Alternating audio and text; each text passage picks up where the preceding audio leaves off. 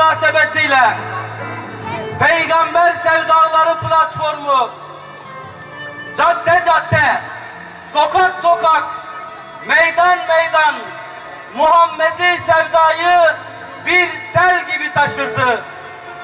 Öyle ki sinelere sığmadı sevda. Gönüllerin sınırları yetmedi. Camilerden taştı, akıncıların meydanlarına ulaştı hamdolsun Rabbimize. Lakin Muhammed Aleyhisselatu Vesselam geldi. O geldi biz izzet bulduk. O geldi biz şeref bulduk. O geldi biz insanlığı öğrendik. Tekbir! Onun olduğu yerde hangi kabileden, hangi aşiretten olduğunun bir kıymeti yok. Onun olduğu yerde zenginliğin, fakirliğin bir kıymeti yok. Onun olduğu yerde adaletsizlik yok. Onun olduğu yerde saygısızlık, edepsizlik, haya yok. Da Muhammedi sevda üzerinde toplandık ya. Nasıl ki Mekke'de bir güneş doğdu, dünyayı aydınlattı. Şunu çok iyi bilmeliyiz ki Muhammed'i sevmek başkadır, ona benzemek başkadır. Tekbir! Eğer bir gün bizim sokaklarımızda Muhammed Aleyhisselatu Vesselam olsaydı analar ağlamayacaktı. Hepimiz tek, hepimiz eşi ve benzeri olmayan Allah Azze ve Celle'nin kulu değil miyiz? Aziz Müslümanlar, bir tek şeye ihtiyacımız var. Yalnız, sade ve tek bir şeye ihtiyacımız var. Ayrılığa, gayrılığa, ırkçılığa değil.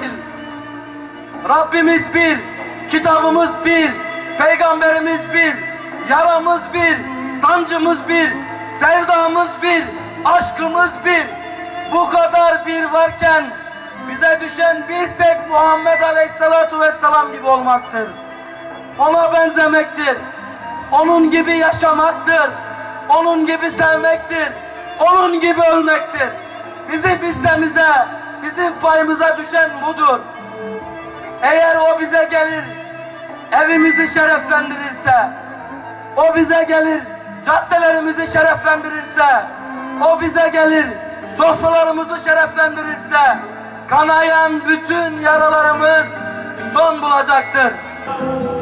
Merhaba sevgili, merhaba ey aşık ve yakında olan yar. Dünyalar dolusu derdimiz var, bitmek bilmeyen hasretimiz var. Sensiz saraylar mezar, sensiz cennet bile dar. Priştine, Saraybosna ve Mostar, her kıtada yetim ümmetin var. Gel ey mazlumlara yar, sana tutkun kalbimiz var. Merhaba yar.